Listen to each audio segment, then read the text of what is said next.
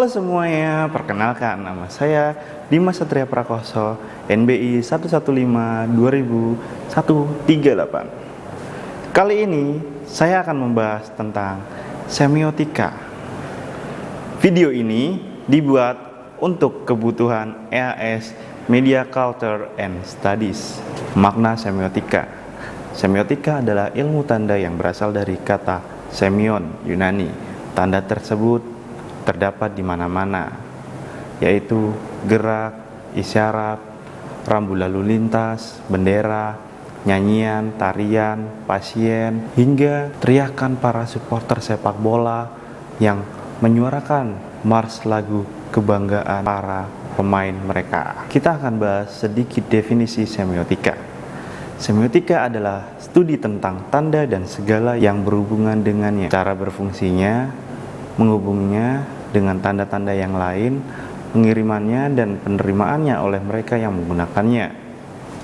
Klasifikasi semiotika menurut kajian.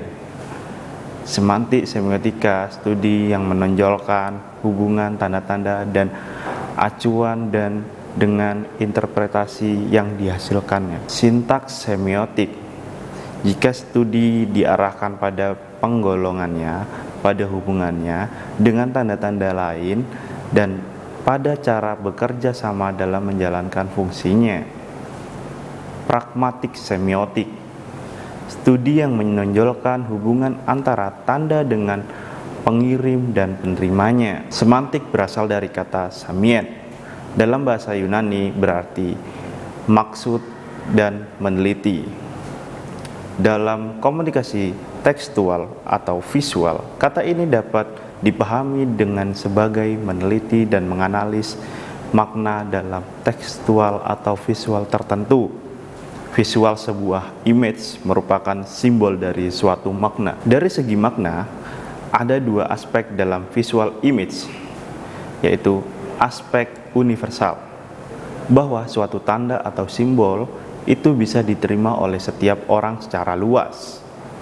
Pada lingkup tertentu, bahwa suatu tanda atau simbol itu hanya bisa dipahami dalam konteks kebudayaan tertentu. Sedangkan semiotik simbolik, suatu simbolisasi yang memiliki makna atau pesan tertentu. Oleh karenanya, itu biasanya bekerja dengan dua kemungkinan, yaitu denotif, leksikal, makna yang sesungguhnya, konkret, jelas, tersurat. Kemudian konotatif, bermakna struktural, bersifat tambahan, abstrak, dan tersirat. Kita akan masuk ke dalam semiotika struktural, penandaan bertingkat. Sistem denotasi, rantai hubungan penanda sampai petanda, yakni hubungan materialitas penanda dan konsep abstrak yang ada di baliknya. Pada tingkat denotasi, bahasa menghadirkan konvensi, kode-kode yang maknanya segera tampak ke permukaan berdasarkan relasi penanda dan petanda. Sistem konotasi, hubungan penanda dan petanda pada rantai penandaan yang lebih tinggi. Pada tingkat konotasi, bahasa menghadirkan kode-kode yang makna tanda bersifat implisit. Sistem kode yang bermuatan makna tersembunyi, makna wawasan dari ideologi dan mitos. Oke, kita akan masuk denotasi. The first order significant. Hubungan signifier dan signified di dalam sebuah tanda terhadap realitas eksternal. Makna paling nyata dari tanda sebagai representasi utama, self-contained. Makna harfiah sebagai orang dalam suatu rumpun budaya yang sama maknanya tidak berbeda secara signifikan. Konotasi, the second order significant, menunjukkan hubungan tanda dan emosi dari pembaca serta nilai-nilai kebudayaannya. Makna subjektif atau bersifat intersubjektif, berbeda karena gender, seks, usia, kelas sosial, nasional, etnis, dan lain-lain. konotasi identik dengan ideologi dan mitos. Sedangkan mitos sendiri, bagaimana kebudayaan menjelaskan beberapa aspek tentang realitas atau gejala alam.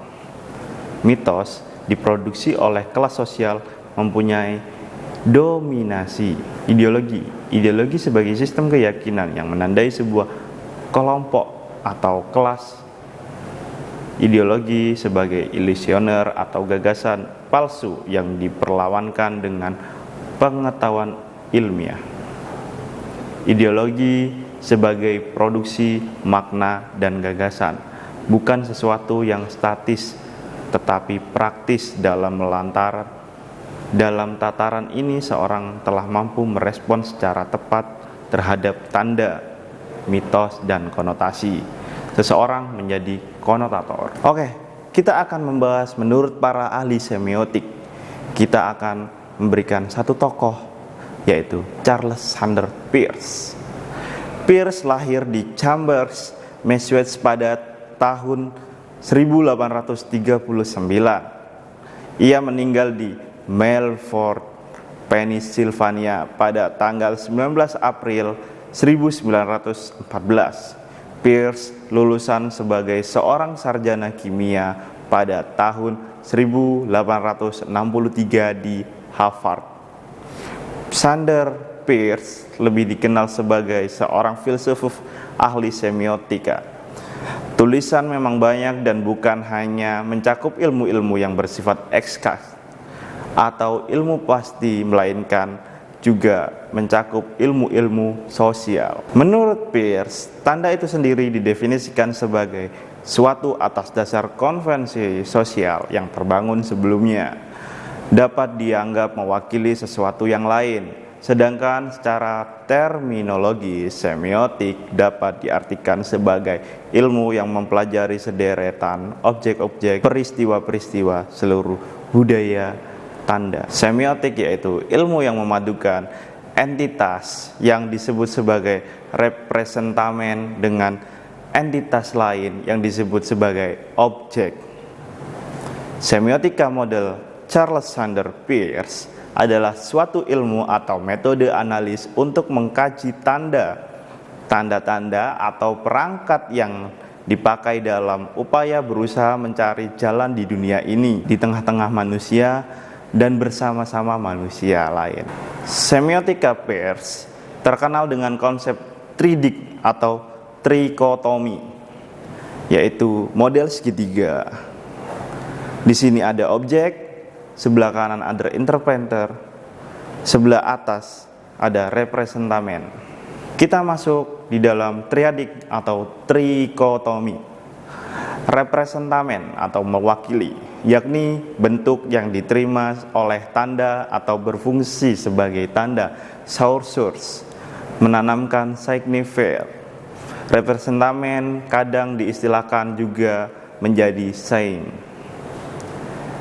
Kemudian interpretamen adalah tafsir, yakni bukan penafsir tanda, akan tetapi lebih merajuk pada makna dari tanda. Yang sebelahnya ada objek, yakni sesuatu yang merujuk pada tanda, sesuatu yang diwakili oleh representamen yang berkaitan dengan acuan objek data berupa representasi mental. Dapat juga berupa sesuatu yang nyata di luar tanda. Dua hal yang perlu diperhatikan ketika akan menganalisis menggunakan teori Charles Sanders Peirce. Pertama, hendaknya menggunakan teori yang harus disesuaikan dengan pemahaman masing-masing. Kedua, jika hanya menganalisis tanda-tanda yang tersebar dalam pesan komunikasi, maka dengan tiga jenis dari Peirce, yakni representamen, objek, dan interpretan, sudah bisa diketahui hasilnya. Namun, apabila melakukan analis yang lebih mendalam, maka harus menggunakan semua tingkatan tanda dari trikonomi pertama hingga ketiga. Lantas, seperti apa trikonomi dari teori semiotika Peirce ini? Karena sejatinya titik sentral dari teori pemikiran Peirce tersebut adalah pada trikonomi dengan tiga tingkat dan 9 subtipe tanda. Icon adalah tanda yang menyerupai benda yang diwakili atau suatu tanda yang menggunakan kesamaan atau ciri-ciri yang sama dengan apa yang dimaksudkannya. Misalkan, kesamaan sebuah peta pada suatu wilayah dengan geografis yang digambarkan oleh sebuah foto. Indeks adalah tanda yang sifatnya tergantung pada keberadaan detonasi, sehingga dalam terminologi Peirce merupakan suatu sequence. Misalkan, tanda asap dengan api, petunjuk jalan, tanda penunjuk angin. Simbol adalah suatu tanda di mana hubungan tanda dan detonasinya ditentukan oleh suatu peraturan yang berlaku umum atau ditentukan oleh suatu kesepakatan bersama. Misalkan, tanda-tanda kebahasaan dan simbol. Rehma, bila mana lambang tersebut interpretannya adalah sebuah phrase dan makna tanda tersebut masih dapat dikembangkan. Nisaigin, bila mana antara lambang itu dan interpretannya terdapat sebuah hubungan yang benar dan merupakan sequence. Agrumen, bila mana suatu tanda dan interpretannya mempunyai sifat yang berlaku umum. Itu tadi materi-materi semiotika yang bisa saya sampaikan pada hari ini. Mohon maaf jika ada salah kata yang disengaja maupun tidak disengaja oleh saya pribadi. Sekian dan terima kasih. Sampai jumpa di konten selanjutnya. Dadah.